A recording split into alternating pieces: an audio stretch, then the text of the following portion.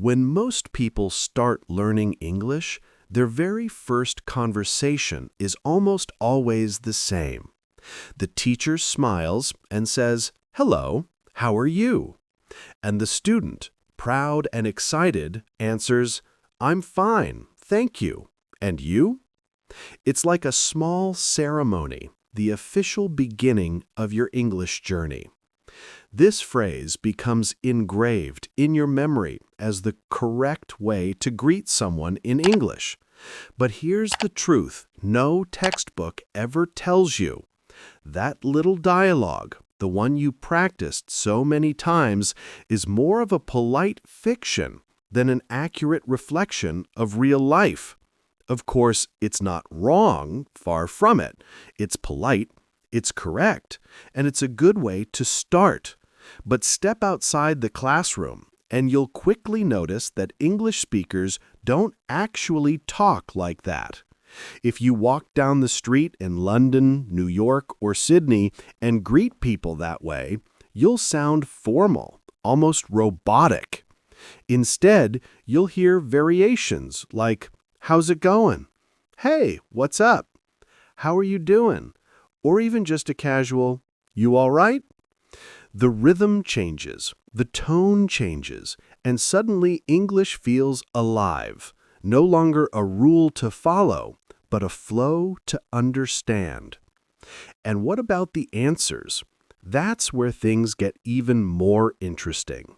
In the real world, people rarely say, "I'm fine, thank you."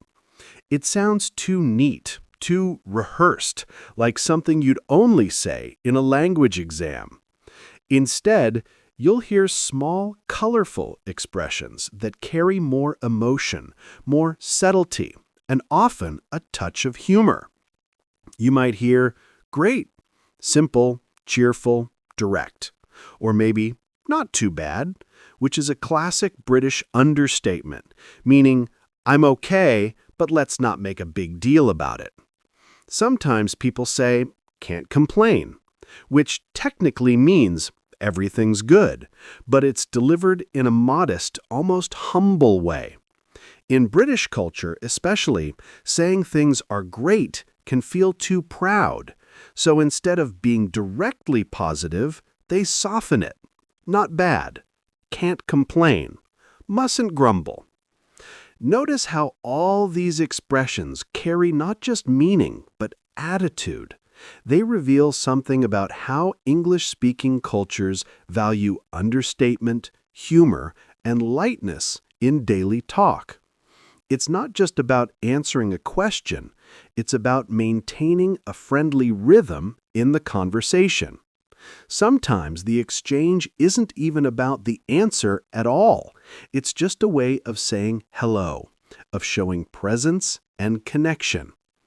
And then there's same old, same old. That one might sound boring, but it's actually comforting. It means life is stable, nothing dramatic is happening, and that's perfectly fine. These small responses are more than vocabulary. They're glimpses into the heart of real communication, flexible, spontaneous, human.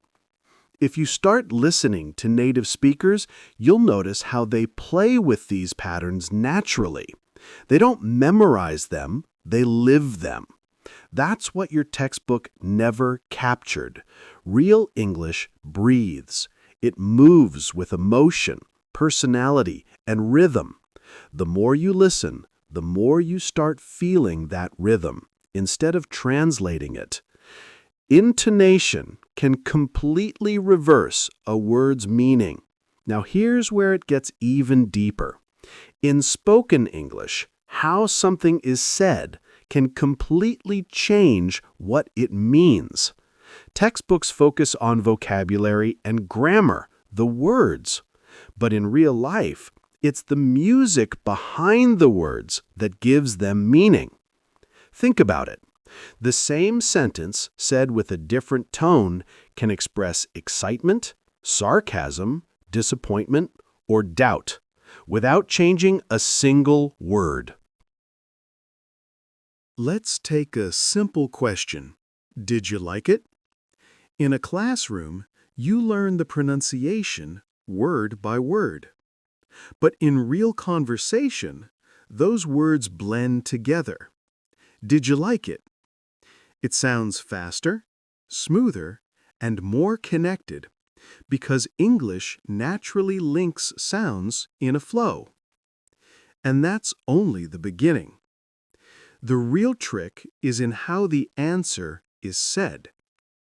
If someone says, "Yeah, it was interesting," you might think, "Great, they liked it."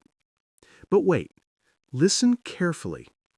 In real speech, intonation can completely reverse the meaning.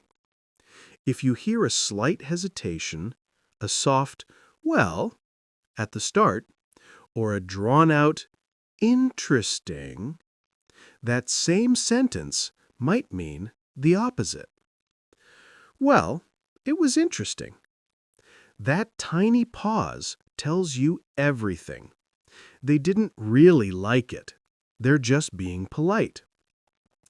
This is where fluency moves beyond grammar. Fluency is emotional awareness.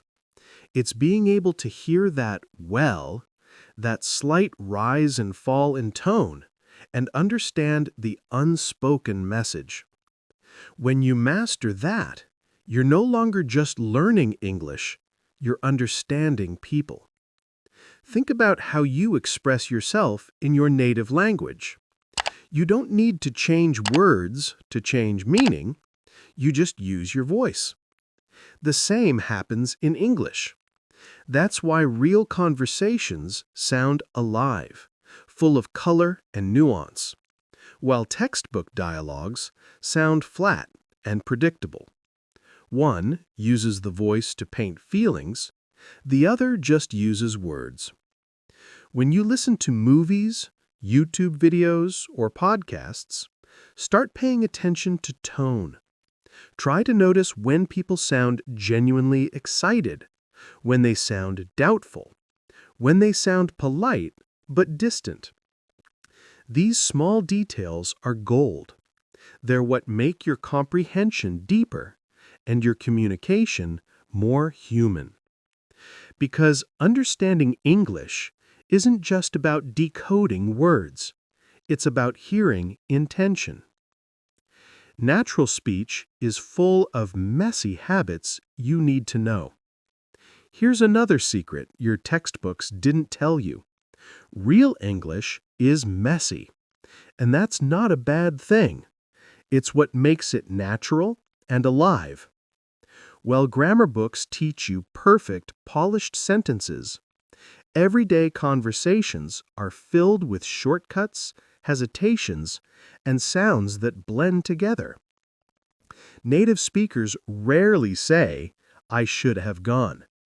They say, "I should have gone," or even faster, "should have gone." These contractions are everywhere. I would have becomes I'd have. Going to becomes gonna. The first time you hear them, it might sound like a completely different language, but that's how English really lives and breathes in the real world. And then there are the fillers, like, I mean, well, these are not mistakes. They're part of the rhythm of conversation. They give people time to think, soften opinions, or make speech feel more casual. For example, "It was like really good," or, "Well, I thought it was kinda strange." In textbooks, these words are deleted to make sentences clean and simple. But in real life, they're everywhere. If you don't recognize them, you'll struggle to follow fast conversations, not because of the vocabulary, but because of the natural flow. And finally, let's talk about softening phrases. English speakers often avoid sounding too direct. Instead of saying, "You're wrong," they might say, "I'm not sure that's quite right." Instead of "it's bad," they say, "it's not great." Words like kind of, sort of, a bit, quite, maybe, and I guess all help to make speech sound more polite, gentle, and natural. They turn a statement into a conversation. Compare "it's good" with "it's quite good." The second one is softer. It sounds friendly, diplomatic, and very English. So when you listen to native speakers, don't focus only on what they say. Pay attention to how they say it, the rhythm, the hesitation, the tone, the choice of softeners. That's where real fluency lives. It's not about perfection. It's about connection. Imagine this. You've been studying English for months. You've memorized grammar rules, practiced polite expressions, and even nailed your pronunciation. One day, you finally travel abroad and decide to test your skills. You stop a local on the street and ask for directions, using your best textbook English. You say clearly and confidently, "Excuse me, could you please tell me where the nearest train station is?" The person smiles and replies, but what you hear next sounds like one long, blurred sound. "Yeah, sure, it's just down there, past the cafe, then kind of left at the lights. You'll see it, can't miss it." You freeze for a moment, trying to process what just happened. You understood some words, down there, left, maybe cafe, but the rest, it went by too fast, too connected, too natural. That's because what you've been studying, the clean, perfect, slow English from textbooks, is just one version of the language. What people actually speak is another world entirely. Fast, fluid, full of contractions, fillers, and softeners. Let's explore each of these in detail. Contractions. The hidden shortcuts of real English. In real speech, contractions aren't optional. They're everywhere. Native speakers rarely say, "I am," "you are," or "should have." Instead, you'll hear "I'm," "you're," and "should have." For example, "I should have called you" becomes "I should have called you." "They are coming" becomes "they're coming." "It is not" becomes "it isn't," or even "it's not." The truth is, if you speak without contractions, you sound overly formal, like someone reading from a grammar book. That's why recognizing contractions is far more important than using them perfectly at first.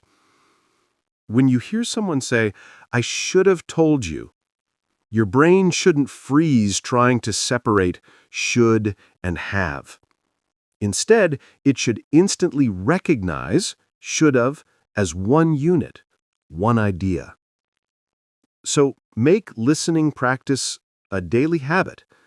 Watch English videos with subtitles, pay attention to contractions, and repeat them out loud.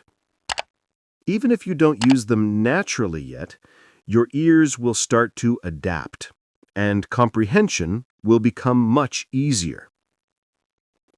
Fillers, the secret rhythm of natural speech. Now let's talk about those little, messy words that seem to pop up everywhere. Fillers like, you know, I mean, and well. To learners, these words often seem unnecessary, even confusing. But in reality, they play a huge role in how native speakers sound natural and relaxed. For instance, I was really surprised. "Well, I guess it depends. It's not that far from here." These words don't add much meaning, but they give rhythm and flow to speech. They also buy time to think, time to soften a statement, time to connect ideas naturally. In a textbook, you'll see dialogue like, "I don't know what to do." But in real life, it's more like, I don't really know what to do, you know? The difference may seem small, but this natural rhythm makes the speaker sound more approachable and fluent. As a learner, you don't need to force fillers into every sentence, but recognizing them helps you follow conversations more easily and avoid confusion when someone adds extra words that don't seem to fit grammatically. Connected speech, when English becomes one long sound. Here's something every learner eventually discovers. English isn't spoken word by word. It's spoken sound by sound. Take the sentence, "Did you like it?" In textbooks, it's 4 clear words, but in conversation, it becomes, "Did you like it?" Or even, "Did you like it?" The D in did connects with the Y in you, creating a smooth, quick transition. Didja. It's the same with phrases like, "What do you want?" "What do you want?" "Don't you know?" "Don't you know?" "I want to go." "I want to go." Now, don't panic. You don't need to speak like this right away. Native speakers have had years to develop that rhythm. Your goal is to recognize it. So instead of asking, "Why do they talk so fast?" start asking, "Which words are connected here?" Train your ear by listening to short clips and repeating them. Over time, your brain will begin to fill in the gaps automatically, and what once sounded like noise will start to make perfect sense. Softening phrases, the art of sounding natural and polite. Here's another subtle but powerful difference: how native speakers soften what they say. Instead of speaking too directly, they use hedging words like "I guess," "kinda," "a bit," "sort of," and "quite" to make statements feel less strong. For example, "It's quite good," meaning it's okay, not amazing. "I'm kinda tired," meaning I'm a little tired but not exhausted. "It's a bit cold today," a polite way of saying it's really cold. This habit isn't just linguistic, it's cultural. In many English-speaking countries, being too direct can sound rude, so people soften their language to keep things polite, friendly, and non-confrontational. You might think that saying, "I don't like it," is perfectly fine, but a native speaker might say, "It's not really my thing," or "I'm not too keen on it." It's a gentler way of expressing the same thought. As you begin to notice these patterns, you'll understand fluency isn't just about grammar. It's about cultural tone and emotional intelligence. Everyday expressions, when textbook English meets the real world.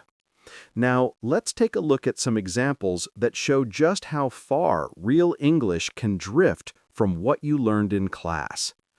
Textbook version, "No thanks."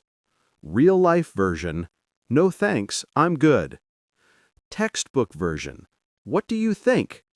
Real life version, "What do you reckon?"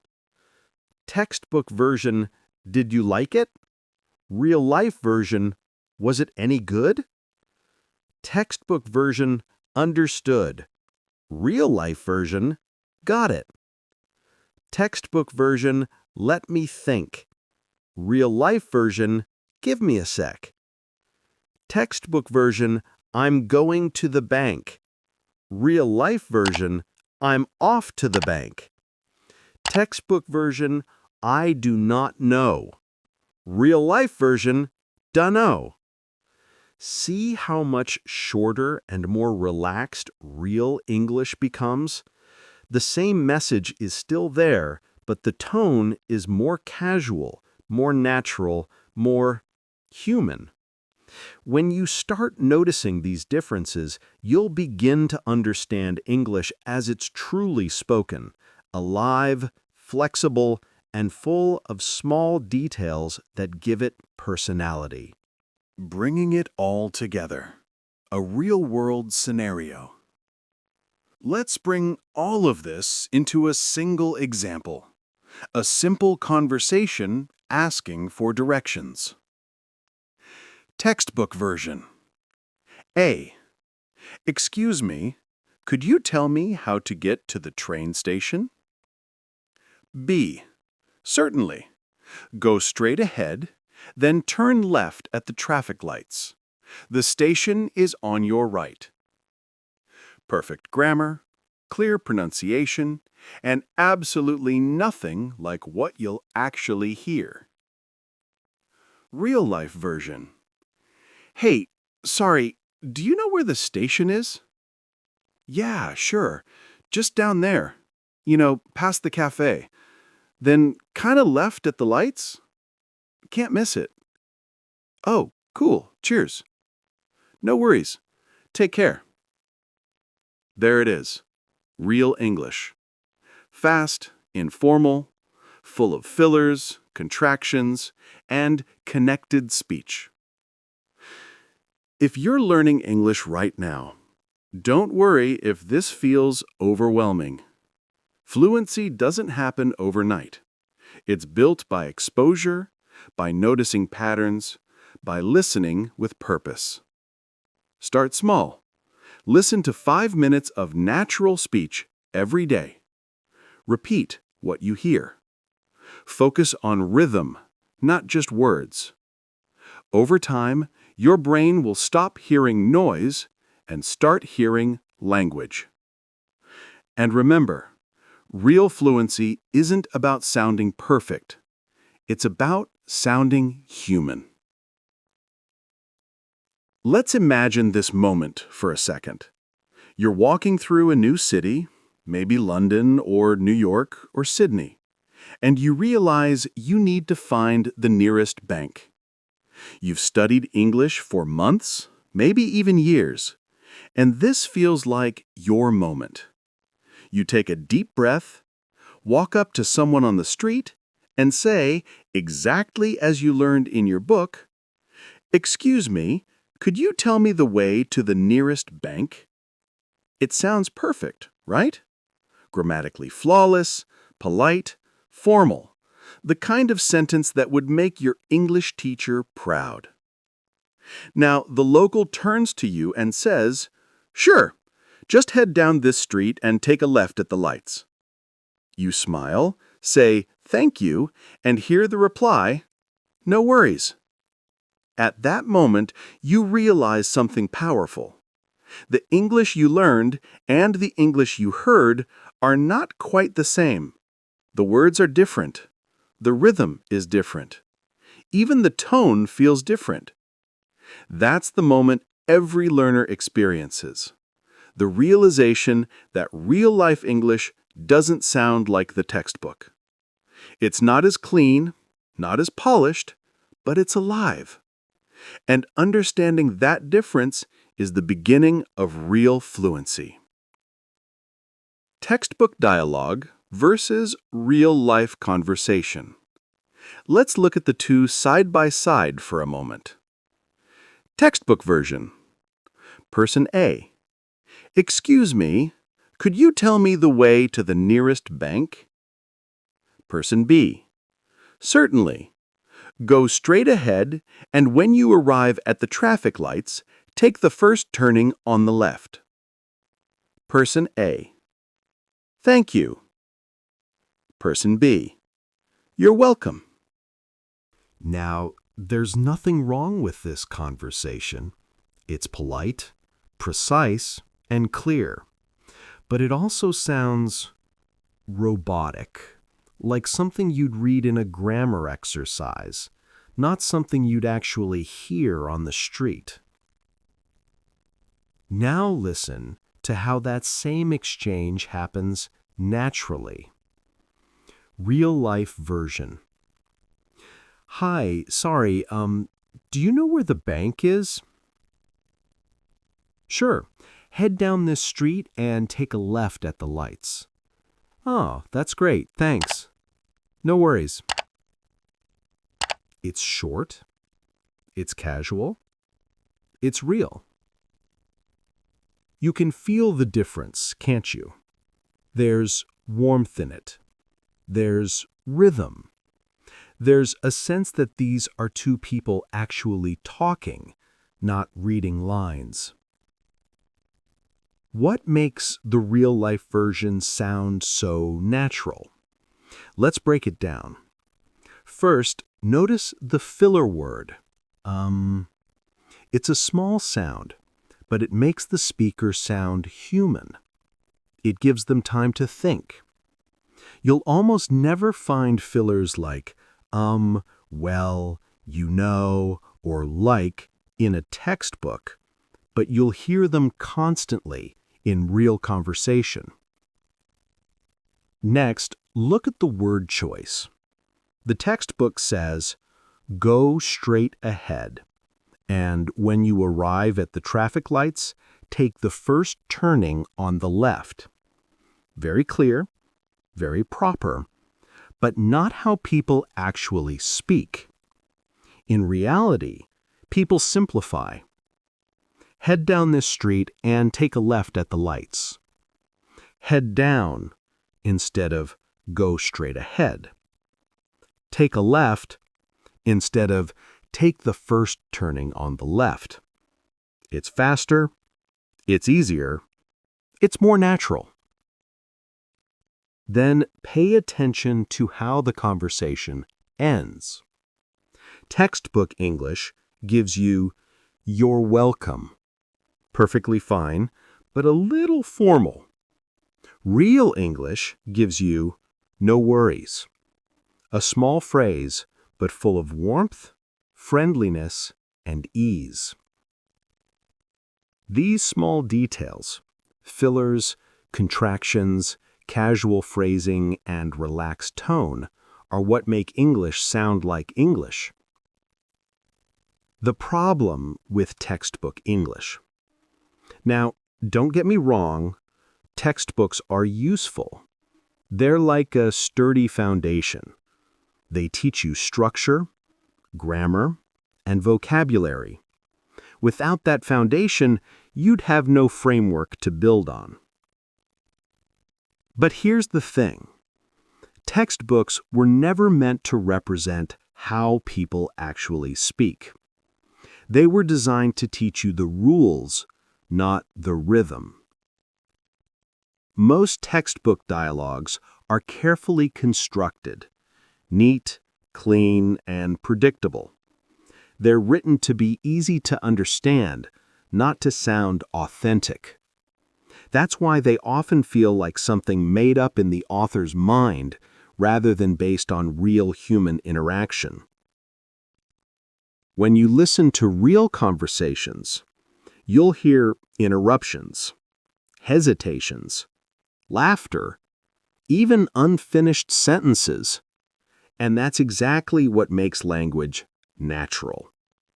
So if your English sounds a little too perfect, too textbook, don't worry. It's not a bad thing. It simply means you've built the foundation. Now it's time to make it real.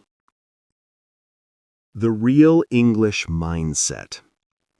To move from textbook English to real-world English, you need to start listening differently.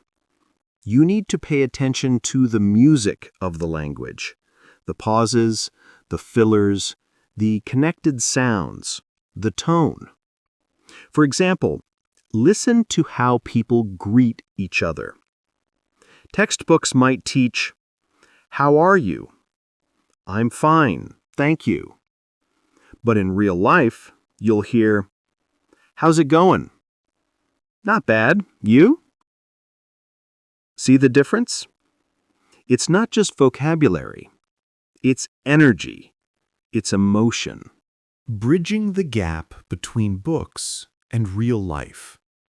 So, how do you get from the page to the real world? You balance. You combine structured learning with authentic practice. Yes, keep your textbooks, keep your grammar exercises, but add real English to your daily routine. Watch YouTube videos, not just lessons, but vlogs, podcasts, interviews, even comedy sketches. Listen to how people speak when they're not reading a script. Notice how words blend, how they pause, how they use well, you know, or I mean. Repeat what you hear. Shadow short clips. Copy the speaker's tone, rhythm, and pauses. Don't aim for perfection, aim for flow. And most importantly, speak every single day. Even if it's just talking to yourself, describe what you're doing, narrate your thoughts, practice questions and answers. Because fluency doesn't come from memorization, it comes from repetition and connection. Why this balance matters? The truth is, English has two faces. There's the formal, written English of books, essays, and grammar tests, and there's the living, breathing English of conversation, full of imperfection, personality, and emotion. You need both. The book gives you the rules, real life gives you the rhythm. If you only study textbooks, you'll understand the words, but miss the feel. You'll sound accurate, but not natural.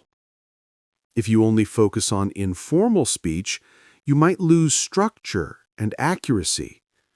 The goal isn't to choose one, it's to balance them. To know when to say, "Could you tell me the way to the nearest bank?" And when it's okay to say, "Hey, do you know where the bank is?" That balance is what true fluency looks like. Conclusion. Balance your books with real life. Textbooks are the starting point, not the destination. They give you the tools, but the world gives you the experience. To truly master English, you must step beyond the page.